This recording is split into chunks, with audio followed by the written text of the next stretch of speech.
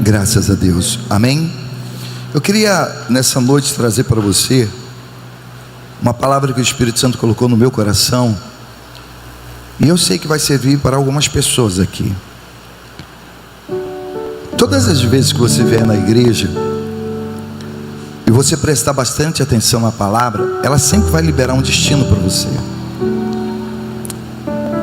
Quando você não presta atenção na palavra, você perde aquilo que o Espírito Santo está querendo te orientar, porque entre linhas ele solta sempre palavras-chave daquilo que você está precisando. A palavra de Deus, ela consegue nos abranger em todos os aspectos. Não importa qual seja a sua situação, o momento difícil que você está passando, está atravessando, Deus, ele sempre tem uma palavra que vai de encontro à nossa necessidade. E de repente você pode nem usar essa palavra hoje, mas amanhã ou depois você vai precisar dela. E se ela estiver gravada no seu coração, porque o que é ter o Espírito Santo? Ter o Espírito Santo, gente, é ter tudo aquilo de bom dentro de você. O Espírito Santo é a palavra. O Espírito Santo não é aquela coisa que vem e te envolve e faz você ficar rodando, girando, né? Nada disso. O Espírito, presta atenção, Jesus ele declara: as minhas palavras são espírito e vida. Minhas palavras são espírito e vida. Então, o Espírito Santo é aquilo que te dá vida, e o que nos dá vida é a palavra. E aqui no livro de Juízes, capítulo 11, a partir do versículo 1 e versículo 2, a gente encontra um fato muito interessante. Fala a respeito de um herói da fé. Então, esse homem, lá no livro de Hebreus capítulo 12, ele é conhecido como um herói da fé. Quem já ouviu falar de Jefté? Já ouviu falar de Jefté? Gideão, Jefté, Sansão, Davi. E ele se enquadra entre os homens que eram improváveis. Não se deixaram levar pela identidade. Às vezes a nossa identidade só nos destrói.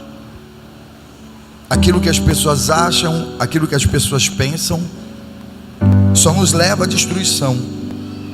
E a palavra diz que então Jefté, homem valente e valoroso, porém filho de uma prostituta, Gileade gerara Jefté. A palavra faz questão de dizer que esse rapaz, ele era filho de quem? De uma prostituta. O livro de Deuteronômio diz assim, olha, capítulo 23, versículo 12, diz assim, olha: nenhum bastardo entrará na Assembleia do Senhor, nem ainda a sua descendência, nem ainda a sua 10ª descendência entrará nela. Então no Velho Testamento, o filho bastardo, ele era totalmente descaracterizado. O filho nascido de prostituição, o filho nascido de adultério. Então a palavra fala que Jefté, o Gileade, filho de Gileade, ele era nascido de uma prostituta. Também a mulher de Gileade lhe deu filhos, e sendo esses já grandes, expulsaram a Jefté e lhe disseram: não herdarás na casa de nosso pai, porque és filho de uma mulher prostituta. Algumas versões dizem assim: porque és filhos de outra mulher. Então você imagina, aquele rapaz, ele nasce num acidente de percurso. O pai dele sai com uma prostituta, aquela prostituta fica grávida, ele nasce, o pai pega a criança, leva para casa, mas a mulher atual dele, a verdadeira, que casou com ele, aliança no dedo, tem outros filhos. E você sabe que hoje Existem muitas mulheres que não aceitam o filho do marido pelo fato de ter vindo de outro relacionamento. Você imagina a mulher sabendo que aquela criança veio de uma prostituta, e o camarada pega aquela criança e leva para dentro de casa e fala para a mulher dele assim: olha, você tem que ser submissa, você tem que obedecer, porque ela é a regra daquela época. Você vai criar o meu filho. E ela criou o filho dele. Mas eu fico imaginando que Jefité não deve ter passado durante toda a sua vida se sentindo um filho bastardo. Olha, eu fui um filho bastardo. Por quê? Porque minha mãe era amante do meu pai. Sabe aqueles caras que tem família? Duas famílias? Aí some. Meu pai sumia, desaparecia, ficava meses sem aparecer em casa. Aí dizia assim: não, eu estava trabalhando. Mentira, eu estava na casa da outra mulher, da mulher dele, né? Aí que a minha mãe, ele teve 7 filhos. Não tinha internet, não tinha redes sociais, não tinha telefone. Se tivesse, seria mais fácil descobrir, né? Aí no dia do enterro do meu pai, eu cheguei lá. Você tinha quantos tios? Sei lá se é seu tio, se é meus irmãos, sei lá o que é aquilo. Oi? Quase 30. Gente, no enterro do meu pai, no velório do meu pai, a gente foi descobrir que ele tinha 30 filhos. Tinha 30 filhos lá no velório. Eu falei: caramba. Aí aquilo que era para ser uma tristeza já se tornou algo cômico. E a gente já começou a dar risada. Eu falei: caramba, o que esse velho tinha, meu Deus do céu. Mas meu pai era músico, tocava em banda, era aquele velho que não parava, bebia. Então, a pior coisa que existe é você ser um filho bastardo, você ser criado sem o pai perto. Mas eu acho que pior ainda é o seu pai estar perto de você e você ser criado em uma família que não te quer, do lado de uma mulher que te rejeita, de irmãos que têm ciúmes de você e não quer você por perto. Tanto que a palavra está dizendo aqui, olha, que quando os filhos de Jefité cresceram da sua esposa, da sua casa, o que eles fizeram com Jefité? A palavra diz que eles expulsaram Jefité e disseram para ele: olha, você não vai herdar conosco não, você é filho bastardo, você é nascido de uma prostituta, então você não vai ter direito. E a própria Bíblia aqui, ó, no livro de Deuteronômio, eu acabei de ler para você, era uma sentença: nenhum bastardo entrará na Assembleia do Senhor. Sabe o que é você não poder ir na igreja? Não poder ir na Assembleia? Nenhum bastardo vai entrar na igreja. Pronto, defini aqui para você. E nem ainda a sua 10ª geração entrará nela. Então não era só Jefité que estava condenado, não era somente Jefité que não podia ir na igreja, não era somente Jefité que não podia herdar a herança do seu pai, era toda a sua descendência, durante 10 gerações, nem a sua 10ª geração terá direito a nada. E ele foi expulso de casa. Você aqui não fica. Aí a palavra diz que ele vai para uma outra cidade, e revoltado da vida, entristecido, e lá naquela cidade ele cria um grupo de homens também revoltados. A palavra faz questão de dizer, no grupo de homens vadios, que não valiam nada. Quer dizer, a identidade dele, o que as pessoas achavam dele, pensavam dele, a posição que ele se encontrava, fez com que ele viesse decair, se afundar cada vez mais no buraco. Ele ficava olhando para aquilo que os irmãos pensavam, para aquilo que a madrasta dizia, aquilo que os religiosos diziam, e ele se deixou levar por aquilo e ele acabou afundando. Agora, eu pergunto para você: será que você não está vivendo a mesma situação? Não pelo fato de você ser um acidente de percurso, um aborto mal sucedido, não por você ter nascido numa família, ou ter crescido numa família, ou ter sido rejeitado,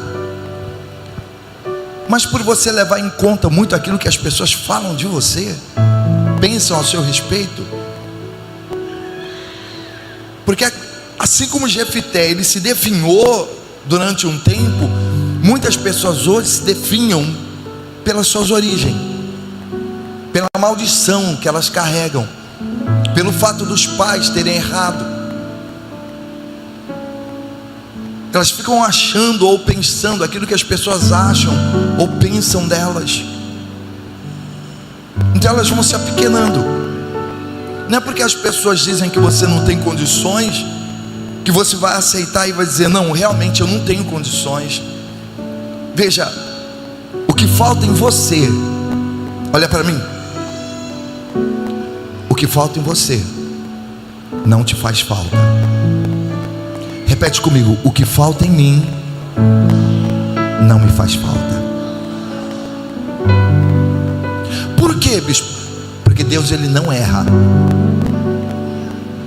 Se ele permitiu que você nascesse sem um braço, é porque ele vê condições em você, mesmo você não tendo um braço, romper. Se você nasceu sem as pernas, se você precisa de uma cadeira de roda, é porque Deus viu condições em você de, mesmo numa cadeira de roda, você vencer. Se você nasceu numa família desgraçada, destruída, se você é um filho bastardo, se a sua mãe não te ama, se o seu pai não te ama, se o mundo te despreza, veja, você não precisa do mundo, você não precisa do seu pai, você não precisa da sua mãe, você não precisa de ninguém, você só precisa de Deus.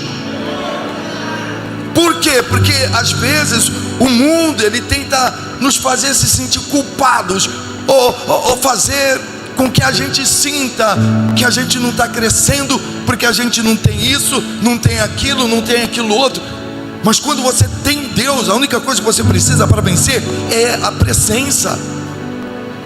Quando Moisés, ele foi chamado para salvar o povo de Israel, para libertar o povo de Israel, a primeira coisa que Moisés falou para Deus foi: olha, eu não sou homem eloquente, nem de ontem, eu não sei falar, eu sou gago. Aí Deus olha para ele e fala assim: Moisés, quem foi que fez a boca do homem? Não fui eu? Quem fez o mudo, o surdo, o cego, o que vê, o que não vê, o que escuta, o que não escuta? Não sou eu. Quem fez os céus e a terra? Não foi eu. Então não é a sua capacidade, não é aquilo que você sabe que vai te levar além, mas é aquilo que eu coloquei dentro de você, é aquilo que eu estou dizendo que você é aquilo que eu estou mandando você fazer, é aquilo que eu estou liberando sobre você. Se eu estou falando para você ir libertar o meu povo, você pode ir, que você vai libertar o meu povo. Então Jefité, ele ficou olhando para aquilo que falavam, para aquilo que achavam, porque os irmãos achavam que ele não tinha condições. Não, você não vai herdar conosco. A madrasta olhava para ele e dizia assim: não, você não tem condições, você não é o nosso filho, você não vai herdar a herança do meu marido. E olha que Gileade, ele tinha dinheiro, era um homem de posição, de status, e pelo fato dele ter dinheiro, a mulher dele já fala: não, você não vai receber nada. Mas não é o mundo que dita a regra, não são as pessoas que vão dizer para você se você pode ou você não pode, se você vai conseguir ou você não vai conseguir. E não é você também que vai se deixar persuadir por aquilo que o mundo está falando para você, aquilo que as pessoas estão falando para você, que você vai se deixar levar e se apequenar e vai dizer: não, Satanás, eu vou fugir, eu vou correr, eu vou me envolver com drogas, com tóxico, com prostituição. Porque é isso que você vê hoje os adolescentes fazendo. Quando eles não dão certo, quando eles não rompem, quando eles não conseguem aquilo que eles querem, o que eles fazem? Eles metem o pé. Eles vão para o mundo. Por que você hoje usa drogas? Não, eu uso drogas porque eu nasci numa família destruída, porque meu pai nunca me deu valor, a minha mãe. Gente, não tem desculpa para você se tornar uma pessoa fracassada. Por que você não rompeu? O que você está fazendo aqui? Por que você está bebendo? Por que você está no mundo da prostituição? Por que você está adulterando? Por que você está fazendo tudo de errado? Por que você está roubando? Não, cada um tem uma desculpa. E veja, a partir do momento que nós conhecemos Deus, não é a nossa capacidade, mas é Deus. Deus, Ele não mente em relação àquilo que Ele pode fazer nas nossas vidas. Quando Ele diz que Ele vai nos abençoar, Ele vai nos abençoar. Quando a palavra diz que existem promessas para aqueles que andam embaixo de uma obediência, existe. A coisa pode não acontecer do jeito que você quer, no momento que você quer, mas vai acontecer. Por quê? Porque a boca de Deus está falando que vai acontecer. Você tem que aprender a caminhar embaixo de uma promessa, não de achismo, não daquilo que as pessoas acham ou falam de você, porque as pessoas sempre vão querer apequenar você. Elas vão usar a sua identidade para poder dizer que você não tem condições. Isso é muito triste. Elas vão usar a sua cor, a sua pele, elas vão usar a sua voz, elas vão dizer que você não vai romper porque você não sabe falar. Mas veja, Deus, Ele usa improváveis. Todas essas fraquezas que você tem, essas deficiências que existem em você, que o mundo usa para pequenar você, diminuir você, Deus usa para fazer milagres. Foi o tamanho de Davi, contra aquele gigante, que fez Deus fazer aquele milagre. É como eu estou dizendo, aquilo que falta em você, sobra em Deus. A deficiência que existe em você é o potencial de Deus que vai fazer o milagre acontecer na sua vida. É como eu disse, você não está precisando de nada. Eu não tenho um braço. Amém. Se Deus permitiu você nascer sem braço, é porque mesmo sem braço, Ele vai te capacitar para você vencer. Eu não sei falar como Moisés. Amém. Moisés, eu não quero saber, sou eu que vou te capacitar. E é até melhor, sabe por quê? Porque no momento da vitória, você vai reconhecer que foi Deus que operou na sua vida. Foi Deus que fez o milagre acontecer. Você está me entendendo? Deus opera sinais, Deus opera maravilhas. Então Jefité, ele vai, se reúne com os vândalos, e ele faz um grupo. Gente, e eles começaram a fazer tanta maldade, mas tanta maldade. E eles começaram a destruir tantas pessoas e tantas nações, até que chegou o momento que Deus chega para ele e fala assim: olha, para, segue outro caminho, segue outro rumo. Ao invés de você continuar destruindo outros povos, você vai defender o povo de Israel. Veja, um homem bastardo, um homem que não valia nada, agora ele estava sendo convidado para salvar uma nação. E ele aceita o convite. E a palavra diz que aquele homem que era bastardo, aquele homem que não valia nada, ele foi defender uma nação. Ele se tornou um juiz daquela nação. Então, aqueles irmãos, parentes, familiares, que excluíram ele, que não aceitaram ele, e não aceitavam nem dentro da congregação, tiveram que engolir o milagre que Deus fez na vida dele, porque Deus mudou a vida dele assim de uma forma tremenda. Agora, o que eu tenho para te dizer nessa noite é: será que você está pronto para receber aquilo que você está pedindo? Porque antes de você receber, Deus, Ele vai te testar. Quando Deus ele quer fazer algo grande nas nossas vidas, Ele nos testa. Ele deixa pessoas pisar na nossa cabeça. Ele deixa pessoas nos humilhar. Por quê? Porque você, quando receber aquilo que Deus tem para dar para você, você não pode ser menino. Você pode ver que para você alcançar um cargo de chefia, você tem que passar por várias etapas. Uma pessoa que está fazendo estágio jamais poderá sentar num cargo de chefia, porque ela não está preparada. Às vezes você vê um camarada dizendo assim: olha, fulano é chefe. Aí você vê ele chegando com um carrão, você vê ele chegando 10 horas no trabalho, saindo 4 horas da tarde, indo embora. Aí você fica pensando assim: poxa, eu queria ser como meu chefe, eu queria ser como meu patrão. Mas até esse camarada chegar onde ele chegou, ele passou por vários processos. Existem hoje patrões, existem hoje gerentes que começaram em determinadas empresas como faxineiros, começaram por baixo e foram vivendo processos até chegar na gerência. O que Deus fez com Jefté nada mais foi um processo.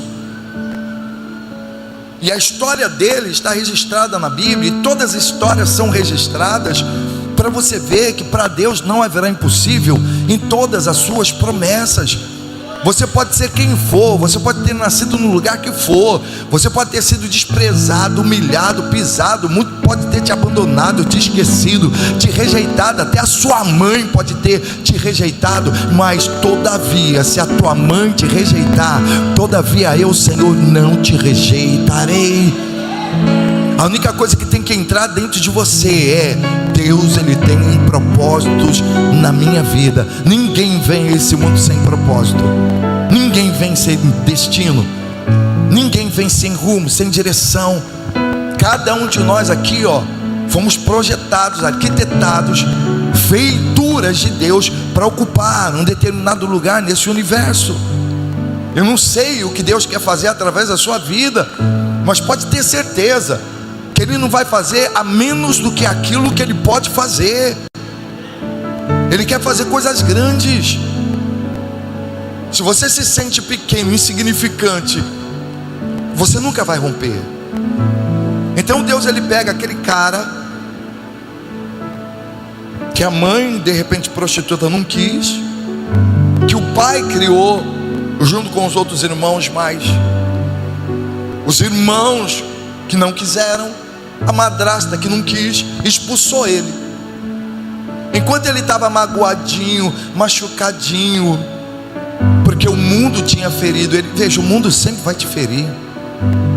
Se você é aquele homem, aquela mulher que quer viver de aplausos, de validação, se você é aquela pessoa que tem sonhos e você quer colocar os seus sonhos lá nas redes sociais e quer que todo mundo fique te aplaudindo, dando likes para você, você está totalmente enganado, você está perdido. O mundo conspira contra nós. O mundo conspira contra os nossos sonhos, porque aquilo que você quer, tem milhares de pessoas que querem também. Aonde você quer chegar, tem um monte de gente que quer chegar também. E um detalhe: onde você quer chegar, já tem gente que está lá no posto, está sentado. Tudo que você quer, já tem uma pessoa.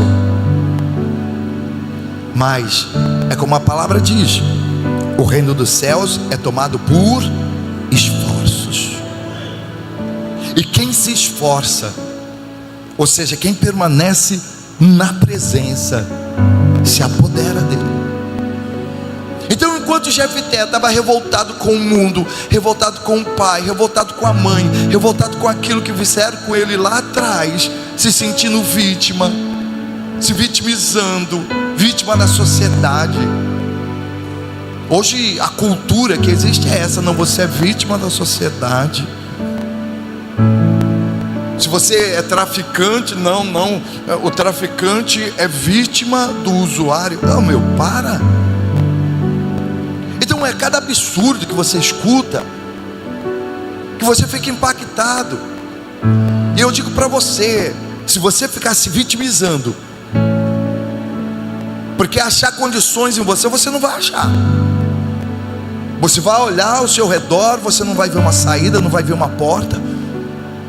Mas se você olhar para Deus e confiar nele, essa porta vai aparecer. Você vai romper. Você vai alcançar outros níveis. Você vai viver experiências que você nunca viveu. Então ele é convidado e ele se converte. Sabe o que é conversão? Conversão é mudança. Ele para tudo aquilo de ruim que ele estava fazendo. Falou: opa, stop, pausa. E ele volta. E ele já volta com o seguinte pensamento: eu vou voltar, eu vou destruir os meus inimigos, mas se eu destruir eles, eu quero me sentar na cadeira de juiz. Olha só.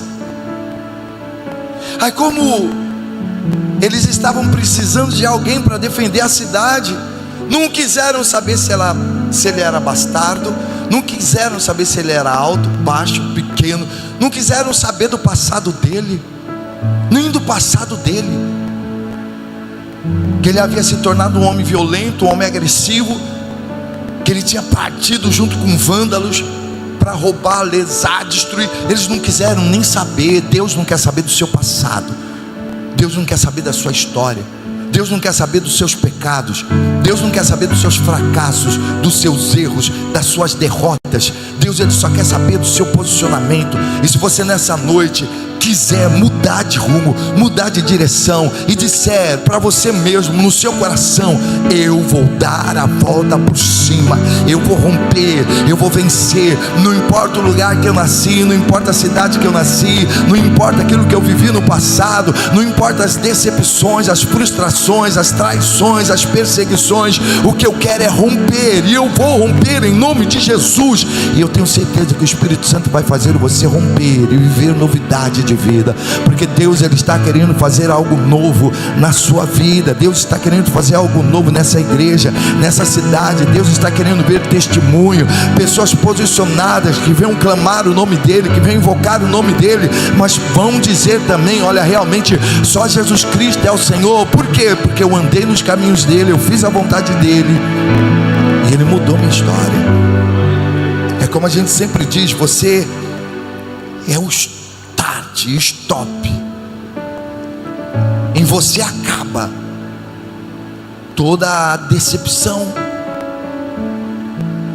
Seu pai não teve coragem de lutar como você, sua mãe de repente não teve coragem de lutar como você, irmãos, parentes, amigos seus não tiveram coragem até hoje de se posicionar diante de Deus como você. Pelo contrário, quando você vem para a igreja, eles acham até que você está louco, doido. Eles acham que você não vai conseguir nada com isso, nada com Deus. Por quê? Porque eles não conseguiram. Eles acham que você não vai conseguir também. Não, mas em você está o diferencial. Você é o diferencial. A única coisa que você precisa realmente é buscar Deus. Você não está precisando de carro, você não está precisando de casa, você não está precisando de namorado, você não está precisando de saúde, você não está precisando de dinheiro. Você está precisando de Deus. Você está precisando da presença de Deus. Porque se você tiver a presença de Deus, você vai buscar em primeiro lugar o reino dos céus, e todas essas coisas que você está precisando vos serão acrescentadas. Então, gente, olha, hoje à noite eu quero começar um propósito aqui, junto com você. Você vai vir buscar a presença. Aquilo de repente falta em você. É como eu disse, o que falta em você não é carro, não é casa, não é dinheiro, não é namorado. Não, o que falta em você é a presença. Então hoje eu quero dar para você isso daqui, ó. Sabe o que é isso daqui? É uma lamparina. É um chaveirinho de lamparina.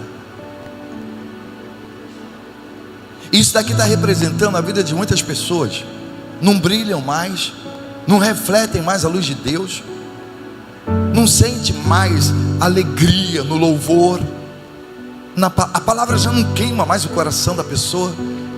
E às vezes eu percebo aqui de cima que a gente está pregando, a gente está se esforçando, enquanto o coração de algumas pessoas está queimando. Tem aquela que está quase dormindo. Você só consegue dormir quando a palavra não está falando com você. Você só consegue dormir na reunião quando você está muito aleatório, muito distante, longe. Ou seja, você vem esperando um milagre acontecer na sua vida, mas você não vai e provoca o milagre. É você que provoca o milagre. Bispo, como eu provoco o milagre? Você provoca o milagre quando você sai da sua casa sem poder. Você provoca o milagre quando tudo está conspirando para você não vir na igreja e você vem. Você provoca o milagre quando você acorda 3 horas da madrugada e faz a sua oração. Você provoca o milagre quando você se dedica, quando você ora, quando você lê a palavra, quando você busca a presença do Espírito Santo. Você está provocando o milagre. Você provoca o milagre quando você chega aqui, você levanta as suas mãos mesmo cansadas, você dobra os seus joelhos mesmo desconjuntados e faz veredas direita para os seus pés. Você provoca o milagre. Você provoca um milagre quando ninguém deixa você aproximar de Jesus, como aquele cego Bartimeu, mas mesmo assim, ninguém deixando ele se aproximar, ele começa a gritar: Jesus, filho de Davi, tem misericórdia de mim. Jesus, filho de Davi, tem misericórdia de mim. E a multidão olhando para ele, dizendo: olha, cala a boca, fica quieto, ele não vai te ouvir, não incomode o mestre. Mas mesmo assim, ele continuou: Jesus, filho de Davi, tem misericórdia de mim. Jesus, filho de Davi, tem misericórdia de mim. Ele provocou o milagre. Agora existem pessoas que querem milagre, mas elas não querem posicionamento. Elas querem mudança, transformação, mas elas querem viver o mesmo sempre. E pelo contrário, ao invés delas evoluírem espiritualmente, elas vão se definhando. Cada vez vem menos na igreja, cada vez busca menos o Espírito Santo. Ela vai se tornando incrédula. Não que ela deixe de acreditar que Deus é poderoso para fazer tudo, muito mais abundantemente além na vida dela, mas ela se torna incrédula em relação a ela.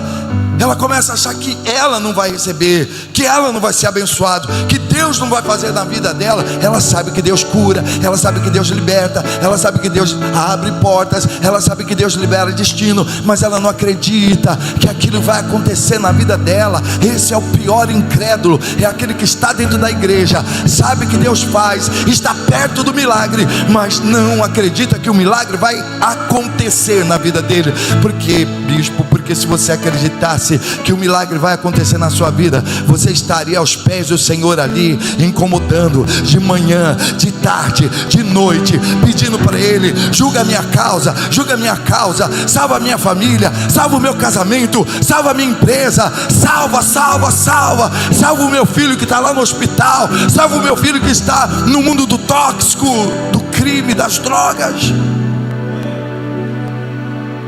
Isso é posicionamento, isso é fé, isso é provocar o milagre. Eu preciso de um milagre, eu preciso de uma cura, eu preciso de uma libertação, eu preciso. Então quando você precisa, o que você faz? Você vem para a igreja e só fica sentado, vendo, olhando o culto? Se você precisa de um milagre, o que você faz? Você fica parado em casa? Você fica dormindo? Seria tão bom se Deus mudasse a minha vida, né? Oh meu Pai, oh meu Deus. Veja, a palavra diz que nunca com os mesmos sacrifícios alguém vai conseguir alguma coisa. Haverá uma mudança. Então é momento de você passar para outro nível. É momento de você deixar de ser criança. É o momento de você se converter, se posicionar, se entregar, se batizar. É o momento de você assumir um compromisso sério com Deus. Você vê que a igreja do passado, eles estavam unânimes todos os dias, no partir do pão, nas orações. Livro de Atos, capítulo 2, só para terminar. Não, mas existem pessoas que acham que isso daqui... Gente, isso daqui é a nossa cartilha. Atos capítulo 2, versículo 40.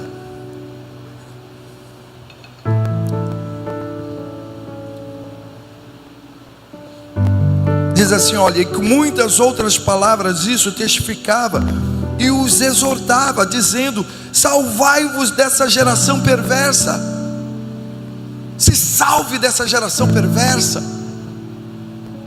E com muitas outras palavras, isso testificava e os exortava, dizendo: salvai-vos dessa geração perversa, porque é essa geração que quer destruir você, é essa geração que não acredita em você, é essa geração que fica usando a sua identidade, a sua velha identidade, da onde você nasceu, o que você foi, o que você fez, os crimes que você cometeu, os pecados que você cometeu, os adultérios, as prostituições, entendeu como que é? As suas origens.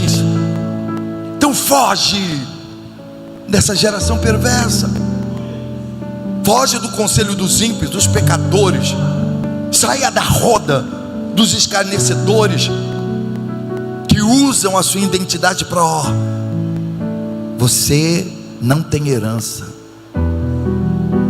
você não tem Deus, você não vai conseguir, você não é digno, você não é merecedor, você não é filho, você é bastardo, você não sabe falar, você é feia, por isso que você não consegue namorado, você está velha já, você tem filhos, você é gago, você é alto, você é baixo. As suas deficiências é combustível para Deus usar você. É como a gente diz: o que falta em você sobra em Deus. Se está faltando em você é porque Deus tem para te dar. Você não precisa de nada que o mundo exija de você para você ser abençoado. Então foge dessa geração perversa, de sorte que foram batizados os que de bom grado receberam a palavra. E naquele dia agregaram-se quase 3.000 pessoas. Ou seja, para você ver como as pessoas daquela época estavam sensíveis, elas ouviam a palavra e elas não ficavam como muitos com charminho: ah, não sei se eu aceito Jesus, não sei se eu não aceito, eu não sei se eu me batizo. Você não está na posição de ficar escolhendo, não. Não é Deus que precisa de você, é você que precisa de Deus. Não, Deus não tocou no meu coração. Ah, bonitinha, é você que tem que se tocar e reconhecer que a sua estrutura é pó, barro, cinza, lodo, lama, e que sem mim nada podereis fazer. Então os discursos daquela época, gente, quase 3.000 almas se agregaram àquela igreja, se batizavam. E o que eles faziam? E perseveravam na doutrina dos apóstolos, porque até para você permanecer, você tem que perseverar. Você tem que perseverar. Se você não persevera, você não consegue.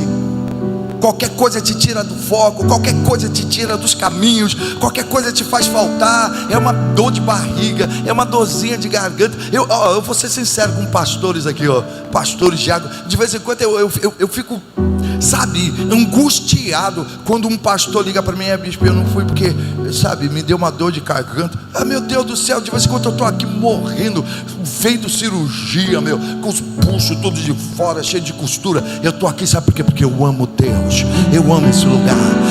Esse lugar é um lugar de cura, é um lugar de libertação. Agora, se você for querer ficar com mimimi, qualquer dorzinha de barriga, qualquer dorzinha na unha, qualquer tempo ruim: por que hoje você não veio? Não, porque hoje eu não estava legal, estava com cólica. Gente, não tem justificativa. Você não ama. Quem não ama não vê milagres. Você tem que provocar milagres. E eles perseveravam na doutrina dos apóstolos, e na comunhão, e no partir do pão, ou seja, toda a santa ceia.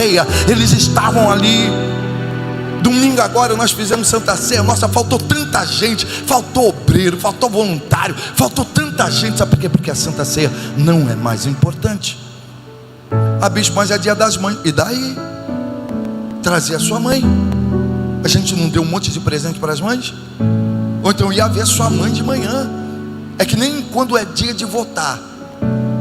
A pessoa vai votar: por que você não veio na igreja? Não, porque eu fui votar. Até parece que ela ficou lá o dia todo lá no... Ah, para, mano. Então cresce. Só rompe quem cresce. Só rompe quem deixa de ser criança. Você mente para você mesmo. Você mente para você mesmo. E perseveravam na doutrina dos apóstolos, e na comunhão, e no partir do pão, e nas orações.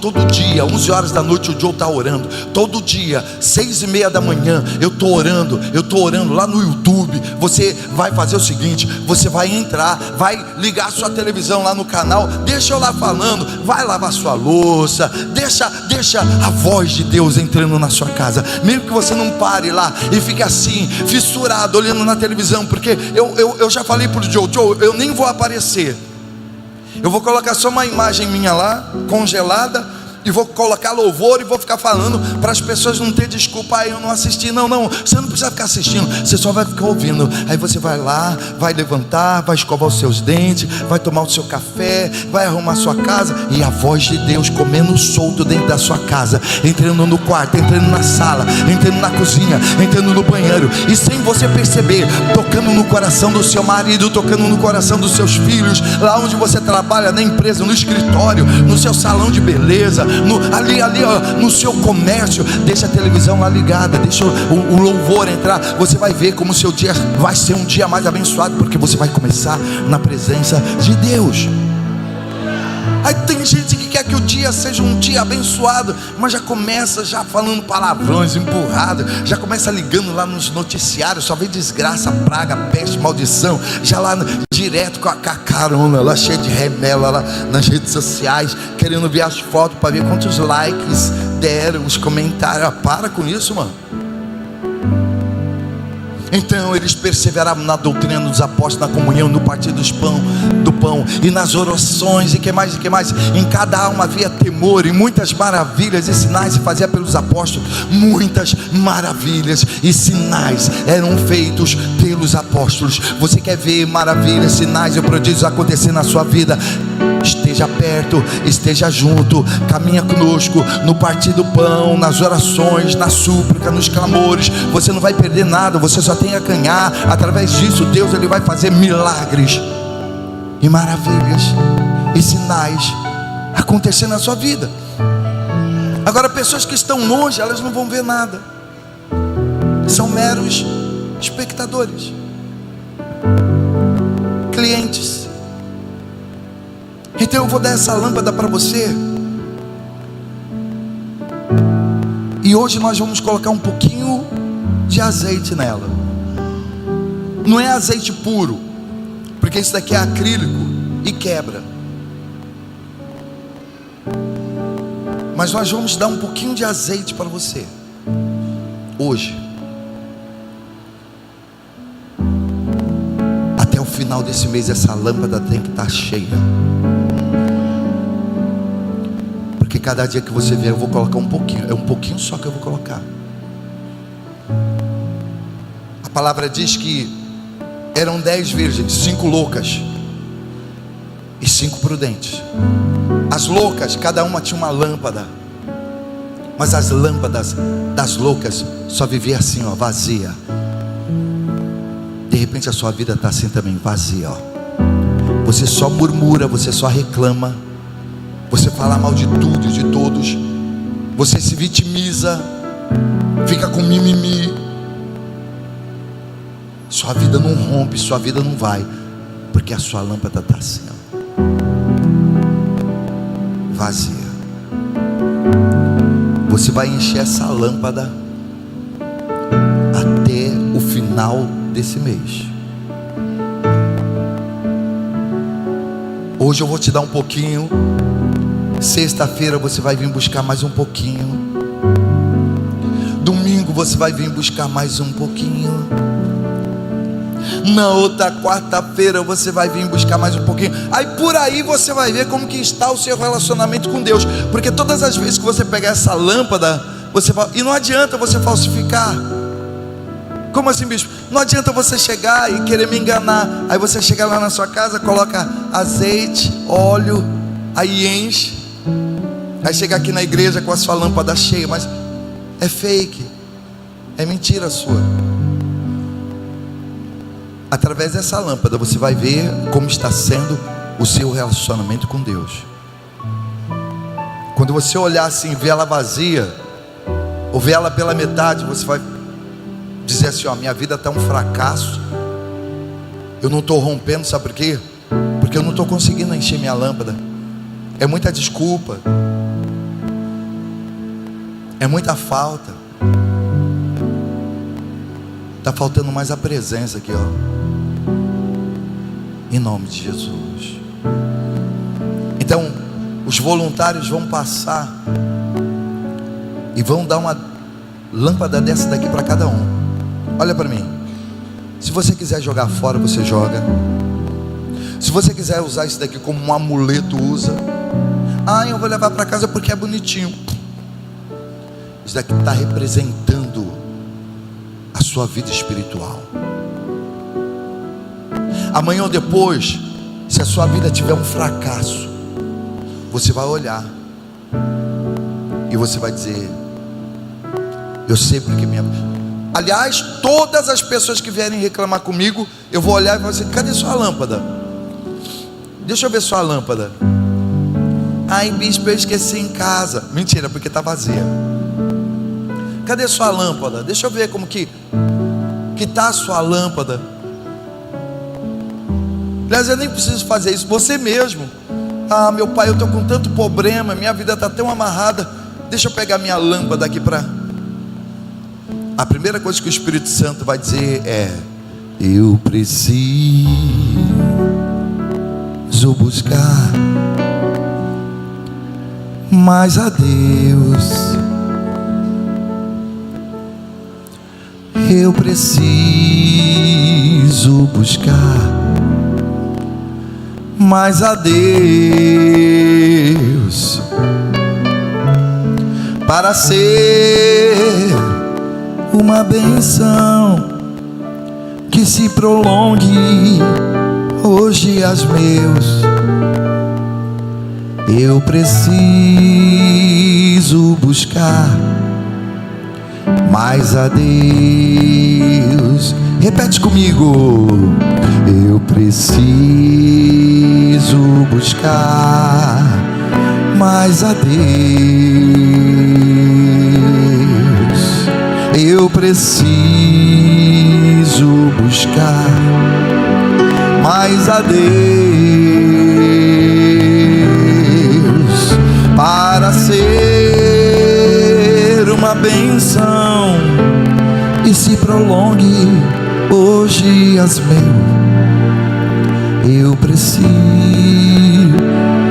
buscar mais a Deus.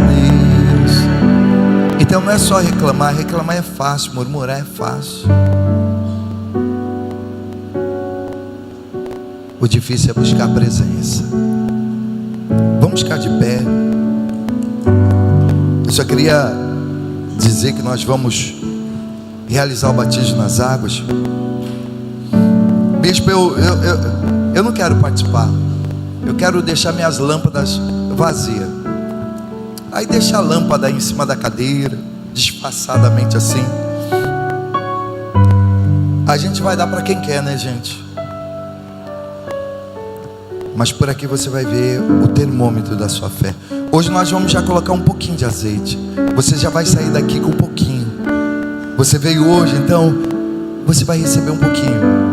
Bispo, o que eu vou fazer? Você vai guardar. Nós vamos encher essa lâmpada. Você tem fé para encher ela? Quem tem fé para encher essa lâmpada? Até o final desse mês. Você tem fé? Você tem disposição? Você quer ser como aquelas virgens prudentes que andavam sempre com as lâmpadas cheias de azeite? Então é isso que nós vamos viver. Aleluia. Do que preciso para viver, do que preciso para ser feliz, sinto em minha alma a inspiração. Eu vou fazer o que o Espírito me diz. E o que o Espírito Santo diz? Eu preciso buscar mais a Deus. Eu preciso buscar mais a Deus para ser uma bênção que se prolongue nos dias meus. Eu preciso buscar mais a Deus. Pai, eu quero consagrar esse azeite que será colocado nessas lâmpadas.